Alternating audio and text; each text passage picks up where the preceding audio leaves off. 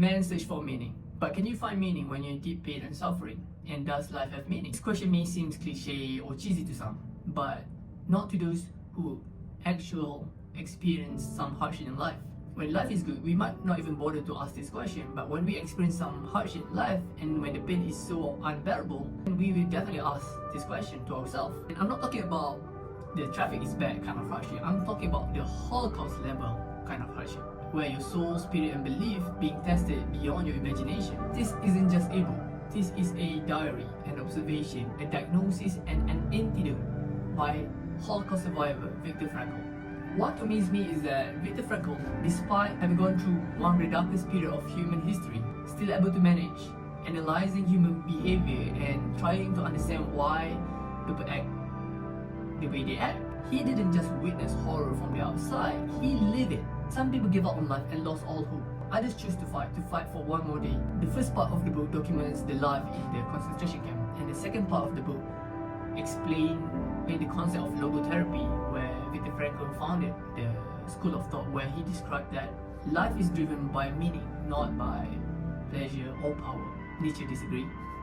He proposed that we suffer not because our life is hard, because we do not understand why our life is hard. Basically, we lack meaning in our suffering. In my personal opinion, to some people, life by default is already hard, but meaningless life is immensely hard. As the saying goes, if you have the why, then you can bear almost anyhow. How do we find meaning in our life?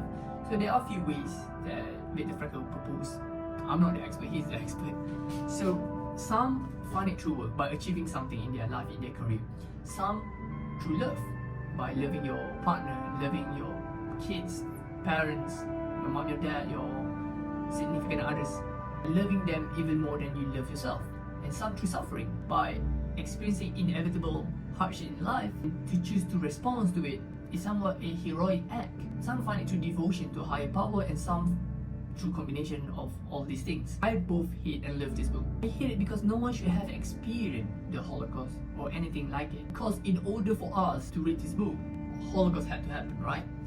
So I don't want that. If I can choose, I'd rather not to have this book, because then the Holocaust not have to happen. You get me? But the reality is that Holocaust did happen. That's the reality of it. And I love it because it reminds me of the indomitable human spirit. How amazing and incredible it is that we can endure and persevere one of the darkest period of human history and carry on with our life. I said we, but what I really mean is them, the survivors. I wish I were as strong as they were, but it is easier said than done. So I don't want to put in the same category as them. And as for me, I have found meaning in my life through few ways. I found meaning in my life through my work. I love my work. I love waking up every day and looking forward to go to work. There are some issues and challenges in my work, but that's part of the process, and I'm looking forward to go work every single day. And I also find meaning through my beautiful and lovely wife, Kalish Kamro. In fact, she made my life more meaningful when I first got to know her, and the day that we got married as well. Having her, loving her, is one of the most meaningful thing that I ever experienced. I don't know how to explain it, but I hope you find this type of love. Of course, through my family. I love my mom, my dad, my brothers and my sisters. They have been an amazing and important part of my life. As for Viktor Frankl, the man who searched for meaning found his.